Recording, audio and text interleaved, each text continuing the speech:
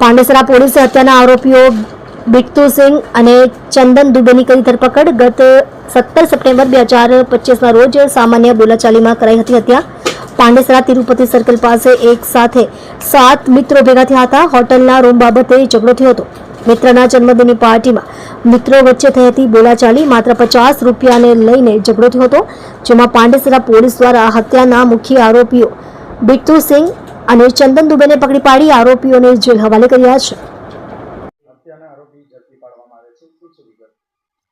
Pandesara police station વિસ્તારમાં Tirupati circle પાસે 17 સપ્ટેમ્બરના સવારે 12:30 વાગે 7 દોસ્તો એક સાથે ભેગા થયા હતા ને આ લોકો આ 7માંથી એકના બર્થડે હતા.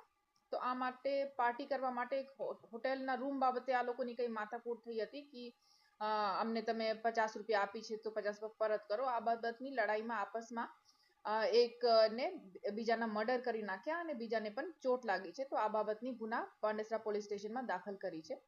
તો આમાં જે મરણ જનાર છે એમના નામ ભગત છે અને આ બીજાને જેમને ઈજા પહોંચી છે એમના નામ અનિલભાઈ રાજભર છે. અને આ બંને આરોપી બિટ્ટુ સિંહ અવધિયા અને ચંદન દુબે આ બંનેને અરેસ્ટ કરી લીધા છે. કેટલા આરોપી વોન્ટેડ છે અને હત્યા શા માટે કરવામાં આવી? ટોટલ 2 જ આરોપી છે, બિટ્ટુ સિંહ અવધિયા અને ચંદનસિંહ દુબે, અને આ બંનેને અરેસ્ટ કરી લીધા છે. અને જેમ કે હું કહ્યું, આ લડાઈ બેસિકલી 50 રૂપિયા એક અનિલ રાજભરને બિટ્ટુને આપી હતી અને આ પૈસા પરત માંગતા આ બાબતની લડાઈ હતી. અને આ જે મરણ જનાર છે ભગતભાઈ, એક વાઇપરની લકડી ઉઠાઈને બિટ્ટુને મારતા હતા અને ત્યારે ચંદન દુબે અનિલભાઈને પકડીને રાખ્યા હતા. તો આ બિટ્ટુ ઉશ્કેરાઈને ચાકુ ભગતને મારી નાખ્યા અને ભગતની મોત થઈ ગઈ અને અનિલને પણ ઈજા પહોંચી. આ ચાકુ ક્યાંથી લાવેલું?